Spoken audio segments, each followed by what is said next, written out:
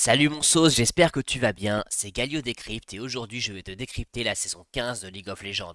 L'objectif de cette vidéo c'est pas tellement de te dire les news, mais c'est plutôt vraiment de te décrypter la saison, de t'expliquer comment il va falloir jouer, qu'est-ce qui est OP, comment va être la méta et de te donner mon opinion de chroniqueur FF15 TV sur cette saison. Évidemment, tout sera en chapitrage, donc libre à toi d'aller directement sur la section qui t'intéresse. On n'a pas le time ici, donc c'est parti, on commence. Et je vais commencer avec les nouveautés, donc je vais te faire un bilan rapide, je vais passer rapidement dessus. Si tu veux les nouveautés dans la globalité, va voir la patch note que je te mets en description de la vidéo. Il y a 3 grosses nouveautés cette année sur la saison 15. La première grosse nouveauté, c'est les exploits de force. Il y a 3 exploits de force. Le premier exploit de force, c'est de récupérer le premier sang. Le deuxième exploit de force, c'est de récupérer 3 objectifs. Et le troisième exploit de force, c'est de récupérer la première tour. Et la team qui récupère 2 de ces 3 exploits de force va voir ses bots améliorés et va ensuite pouvoir acheter une nouvelle amélioration sur ses bots améliorés. Donc concrètement, ce qui se passe, c'est que la team qui est devant en début de partie voit cette avance consolidée. Donc je pense que Riot avait la volonté d'aider les teams début de partie à consolider leur avance et à remporter plus de games. La deuxième grosse nouveauté, c'est qu'ils ont changé les objectifs neutres. Il y a un nouvel objectif qui s'appelle Atakan, il a 2 formes. Une forme qui, si tu le bats, te donne une sorte d'ange gardien, qui fait que quand tu meurs, tu vas en fait respawn à la base 3 secondes après et donner que 100 gold. Et une deuxième forme qui s'appelle Atakan en ruine, qui fait 2 choses.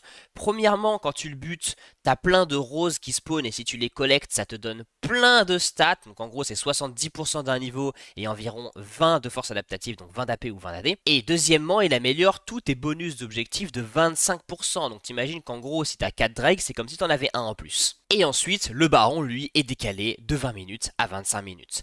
La troisième chose qui change, c'est le fonctionnement des lanes alors. Alors, je vais pas trop rentrer dans les détails parce qu'en vérité, même les joueurs haut et low ont encore du mal à comprendre comment ils font interpréter ces changements. Mais en gros, c'est plus difficile de dive.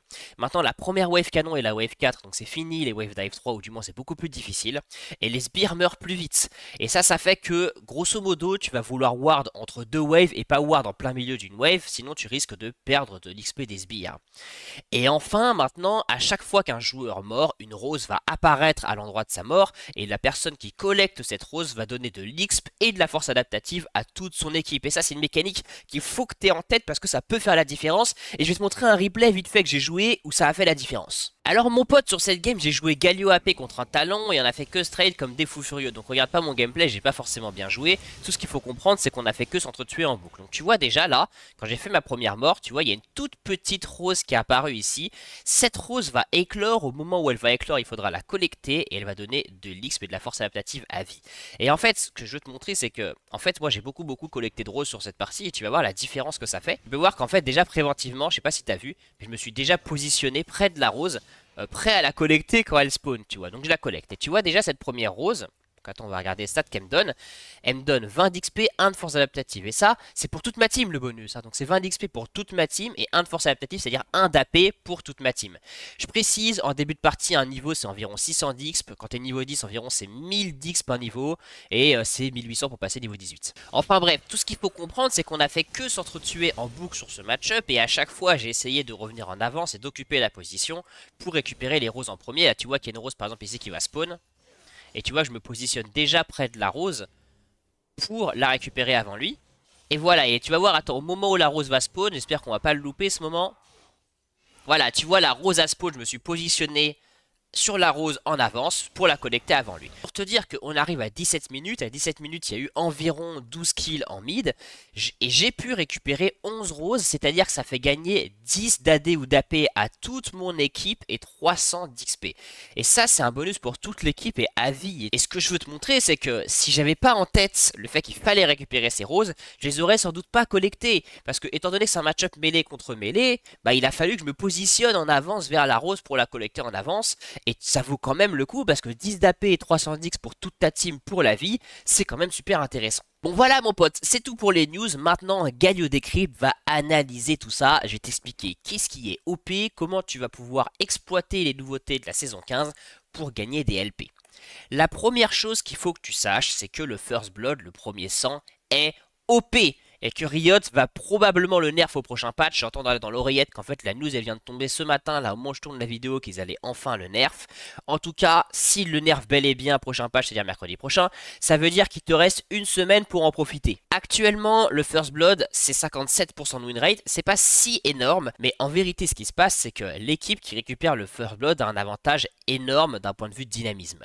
Parce que l'équipe en face, pour récupérer l'exploit de force, est obligée d'avoir la première tour et les 3 premiers objectifs. Pourquoi elle est obligée? Parce qu'en fait, si tu débloques l'exploit de force, avec les bots là, pour le coup, c'est pas 57% de gagner, c'est 71% de gagner la partie, une fois que tu as les bots. Les bots donnent un avantage considérable à la team qui les obtient. Du coup, la team qui n'a pas le First Blood va être obligée d'avoir les objectifs, va généralement se grouper beaucoup plus pour les avoir, et du coup, toi, en tant qu'équipe qui a le First Blood, quand tu vois qu'ils vont se grouper pour un objectif, tu as juste à te grouper à 14 minutes sur la tour la plus faible pour la prendre. Donc ça te donne un avantage de dynamisme énorme sur l'équipe qui n'a pas le First Blood, et il faut vraiment en profiter. Alors comment faire pour en profiter? Encore une fois, hein, je crois qu'il te reste qu'une semaine. La technique que les gens ne font pas, c'est des invades. Sur ce patch là, il faut faire des invades. Donc dès la chambre select, dis à tes alliés, les gars, le First Blood c'est OP, il faut faire une invade, la game commence. Ping en bot, va chercher l'ADC qui est AFK dans la bush, récupère le First Blood sur lui, et rien que psychologiquement, ça va mettre bien toute ta team. La deuxième grosse nouveauté, c'est Atakan. Alors Atakan, c'est subtil, hein. Encore une fois, hein, tout ce que je te dis là, ça va évoluer très rapidement, Riot va très vite fixe, et t'inquiète pas que Galio Decrypt sera toujours premier sur l'actualité, et que je vais te review les changements dès qu'ils vont apparaître. Atakan, actuellement, l'équipe qui la récupère en premier a 79% de gagner la partie. Méfie-toi un peu de ses stats, parce que souvent ça veut juste dire que c'est l'équipe qui gagne qui récupère Atakan. Cependant, moi je pense que Atakan actuellement est fort, mais il est en fait plus fort que ce que les gens croient, car la vérité c'est que la plupart des joueurs ne savent pas encore l'utiliser. Donc je vais t'apprendre à l'utiliser. Aussi mon pote, il y a un truc, c'est que chaque saison, Riot fait exprès que tout soit un peu OP en début de saison. Et au fur et à mesure que les joueurs apprennent à utiliser les trucs, Riot nerf. Et c'est pour ça qu'il faut que toi, tu saches utiliser les nouveautés pour exploiter le fait qu'elles soient OP et pour gagner tes LP. Alors, Atakan Vorace. Atakan Vorace, tu sais, c'est la version rouge. C'est celui qui te donne un GA, qui te donne un ange gardien. La technique pour l'utiliser, mon sauce, c'est que quand tu le récupères, il faut qu'avec ta team, vous vous groupez tous pour péter une tour et que vous divez la team adverse pour péter la tour. En fait, il faut se suicider sous tour à 5 avec Atakan Vorace. Pourquoi? Et parce que imagine tu fais ça et ta team elle meurt. Donc vous mourrez tous les 5 et vous en tuez 3 sur le dive.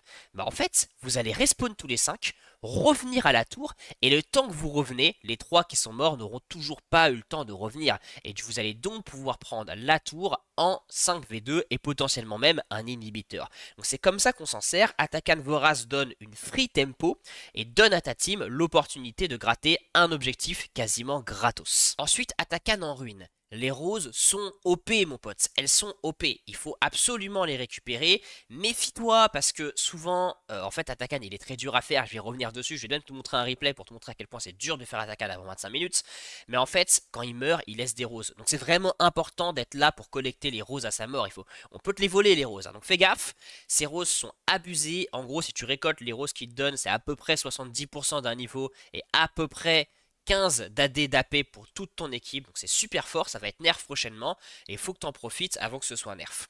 La deuxième chose, c'est qu'il t'augmente tes bonus d'objectifs de 25%, donc ça c'est extrêmement fort cumulé au Drake. En fait, pour dire les choses clairement, si la team adverse a cumulé les Drake, il ne faut surtout pas que tu leur laisses cet Atakan parce que c'est beaucoup trop fort. Cependant, le problème, et c'est un problème un peu ouvert, ou à l'heure où je te parle, il n'a pas vraiment été résolu, c'est comment faire Atakan.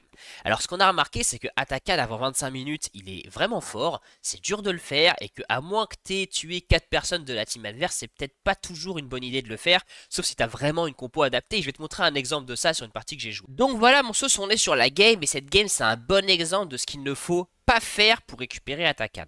Donc regarde, moi je suis l'équipe rouge, je joue Malzahar. En gros, je suis en bot, et quand je suis en bot, ma team crée une fight en mid et prend 2 kills. Donc là, on se retrouve en 5v3 et on se dit, ah bah super, on va pouvoir faire Atakan. Mais que nenni, en fait, non, Atakan est beaucoup trop fort, on n'arrive pas à le tomber, et la team adverse à 3 arrive et réussissent à nous turn sur Atakan. Pourquoi ils réussissent à nous turn? Bah je vais te dire pourquoi mon pote, je vais te dire pourquoi. Mais parce qu'en fait Atakan, les gars qui sont en train de le faire, ils leur retirent 50 d'armure et 50 de MR. Si bien que je sais pas si tu vois avec ma tête, mais Jinx, là, ma Jinx, elle a -2 de résistance magique et 24 d'armure. Bref, c'est vraiment du pain béni pour la team adverse qui a juste à venir et nous péter la gueule. Cependant, Atakan est tellement fort que la team adverse, après nous avoir buté, bah n'arrive toujours pas à le faire, parce qu'elle a perdu beaucoup trop de vie sur la fight. Et donc elle ne peut pas faire Atakan. Et ça, c'est un scénario que moi j'ai souvent vu dans tes games, que sans doute que toi aussi tu l'as vu, et qui montre que, bah en fait Atakan c'est un objectif qui est dur à faire, et il suffit pas d'avoir tué 3 personnes pour le faire. Mais mon sauce, c'est pas tout, parce que regarde la suite. Juste après, donc on est à 24 minutes, la team adverse vient de tuer ma Jinx. Ils se disent ok, bah super, le temps que Jinx revienne, on peut péter la gueule d'Atakan. Donc ils y vont, ils le font. Et en fait, ça leur prend beaucoup trop de temps. Là, ça fait 20 secondes qu'ils y sont. Là, ça fait 25 secondes, ils lui ont enlevé que 2 tiers de sa vie. Et du coup, on a le temps d'arriver, de les turn, de leur péter la gueule et de récupérer Atakan. Bref, morale de l'histoire. En fait, il y a un vrai sujet sur comment on fait Atakan.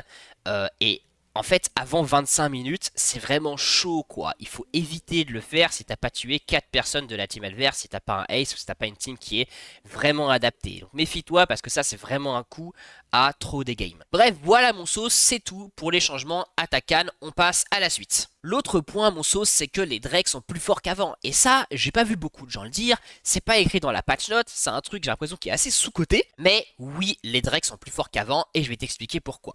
La première raison, c'est que maintenant, le Baron arrive à 25 minutes. Et historiquement, sur League of Legends, ce qui se passait, c'est que à 20 minutes, la team qui gagne se groupait pour le Baron, le faisait et utilisait le Baron pour terminer la partie. Or maintenant, le Baron, il arrive à 25 minutes. Donc bien souvent, tu auras la Soul avant le Baron.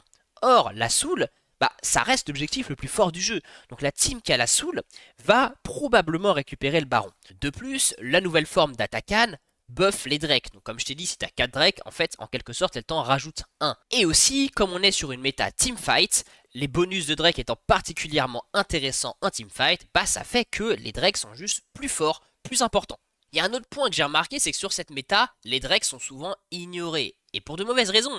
Alors pourquoi ils sont ignorés? Bah en fait, un peu pour 2 raisons. La première raison, c'est que souvent, les gens vont vouloir récupérer les Grubs et les Heralds pour sécuriser la première tour et récupérer les exploits de force. La deuxième raison, c'est que souvent, va y avoir un duel dans les games entre la team qui gagne en début de partie ou qui a un top laner qui gagne et qui va vouloir récupérer Grubs et Herald et finir la game rapidement.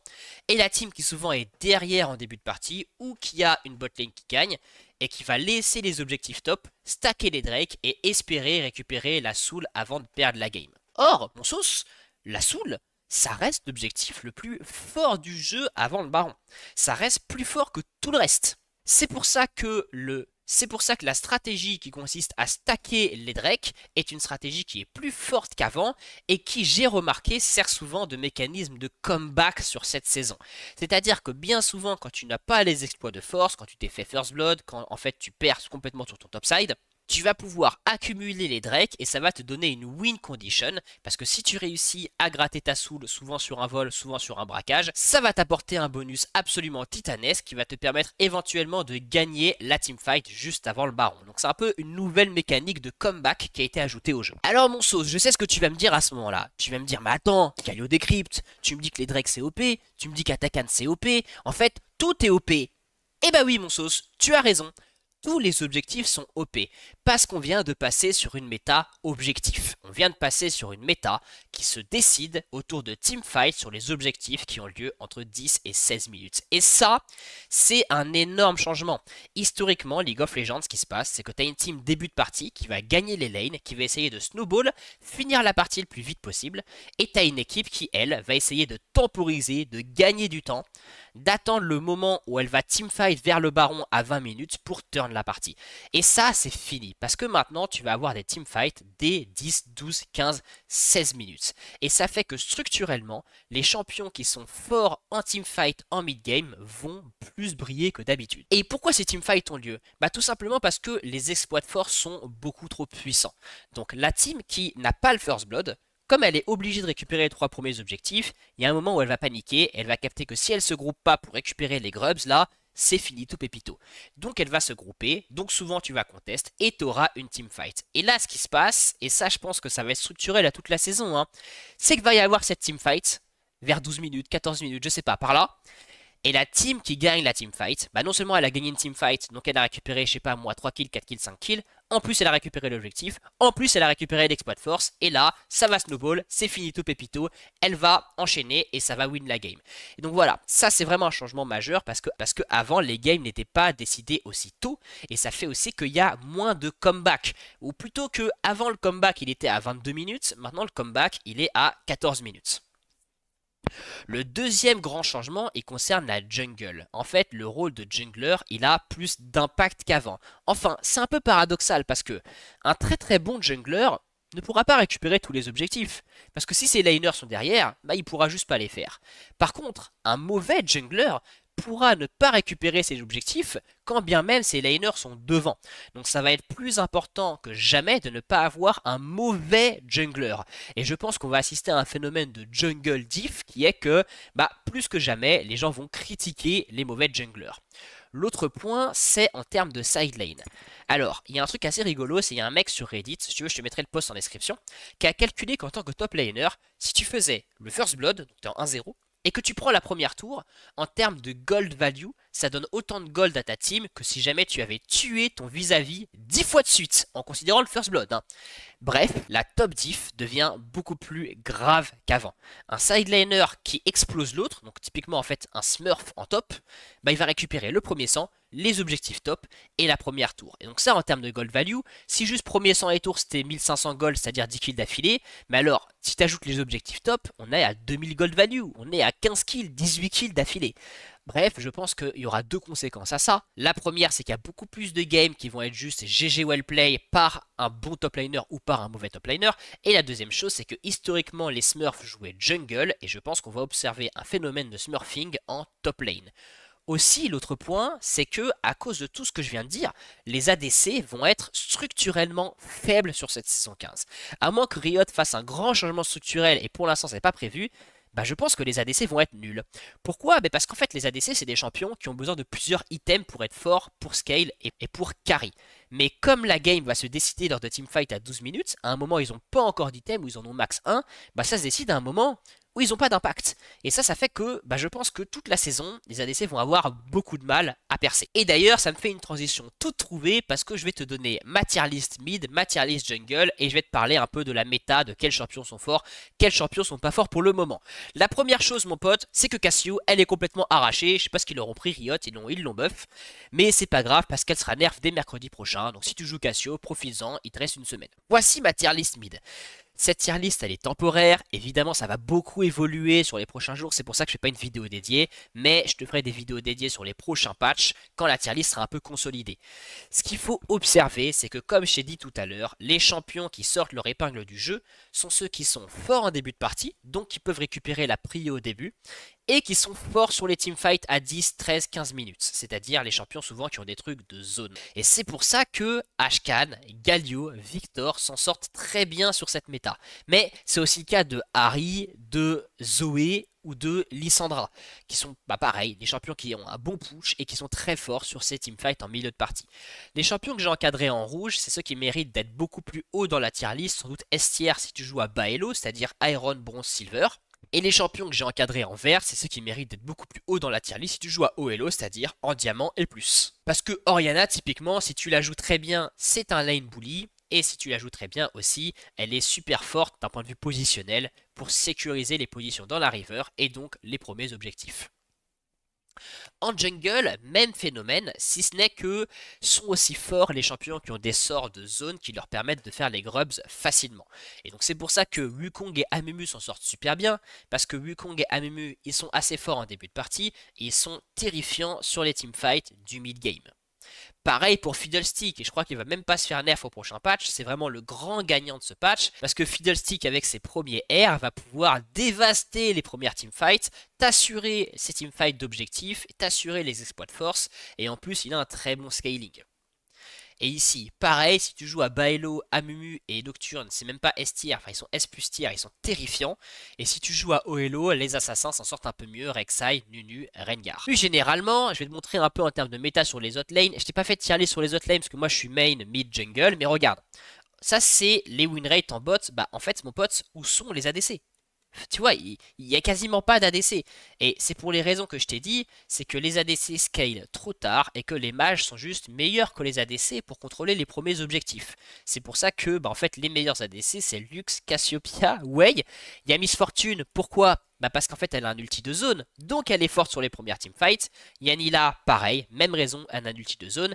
Et il y a quand même Kog'Maw qui s'en sort grâce à sa courbe de scaling qui est assez intéressant sur ses patchs. Mais bref, j'espère que Riot va faire un truc parce que c'est quand même inquiétant que sur la tier list des ADC, il n'y ait aucun ADC.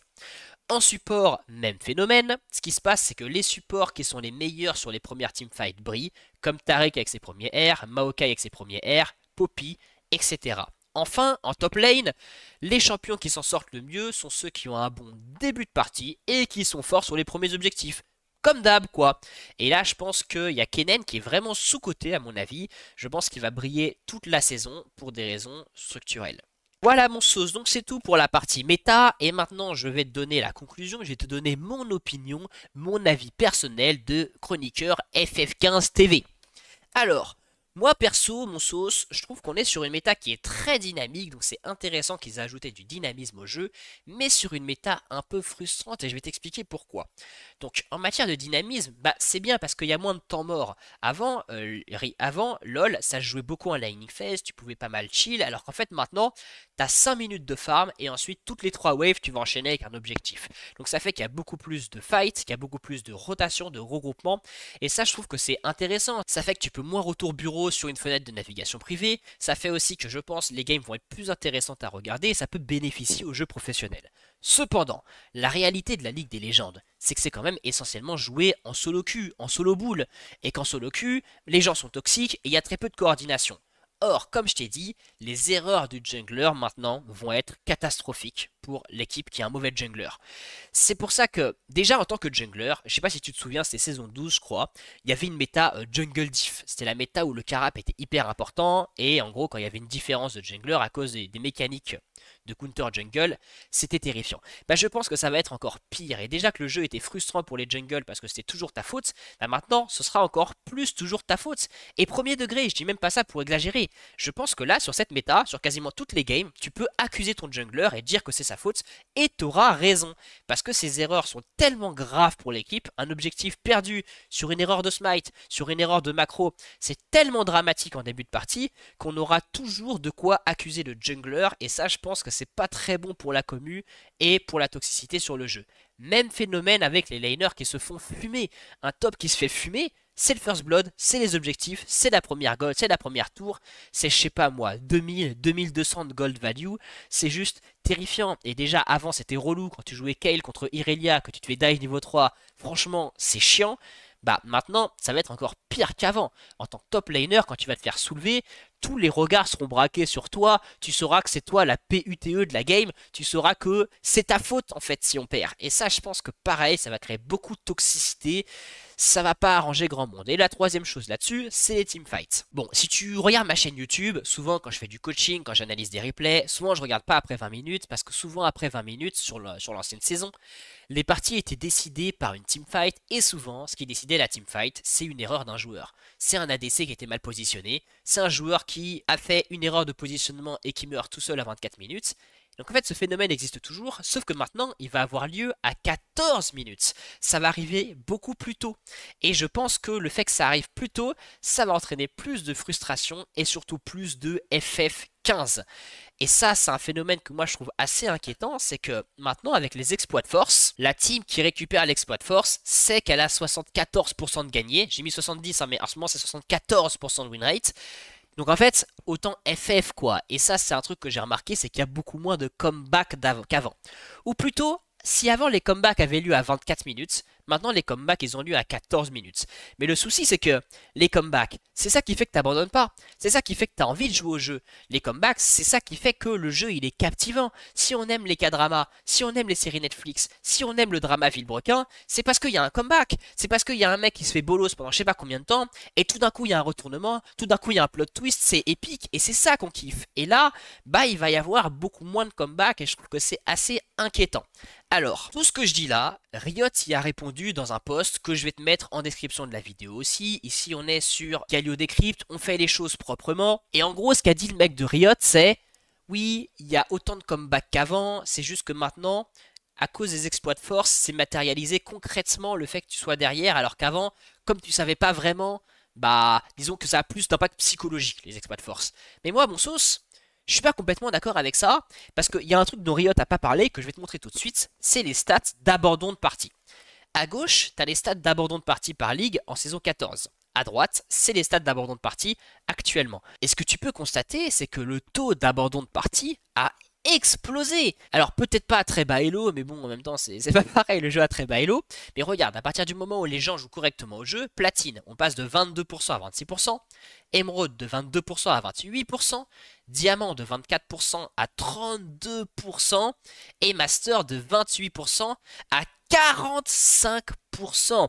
On a une augmentation du taux d'abandon de 30%, voire même de 50% à haut elo.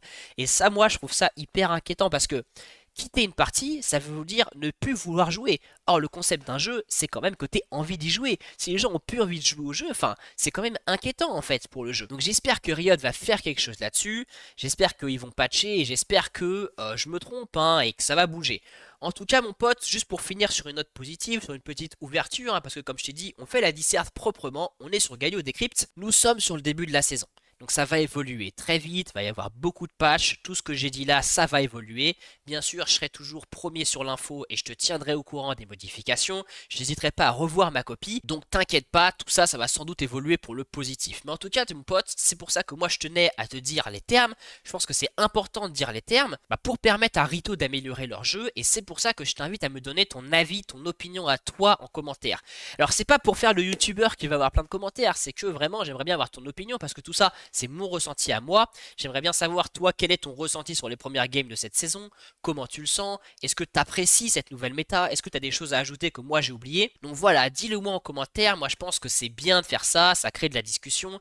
Déjà, Riot, ils ont réagi sur Reddit, je crois. S'ils ont réagi, bah, c'est parce qu'il y a des joueurs qui ont donné leur avis sur Reddit. Donc toi aussi, mon pote, n'hésite pas à me dire les termes en commentaire. Bref, mon pote, si tu as aimé ce concept, n'hésite pas à liker, à t'abonner. Tu connais la recette. Hein. Quand tu t'abonnes, ça me fait zizir aussi. Si t'as kiffé ce concept de Galio Decrypt, bah dis-le moi. Moi j'aime bien ce truc, j'aime bien décrypter comme ça l'info.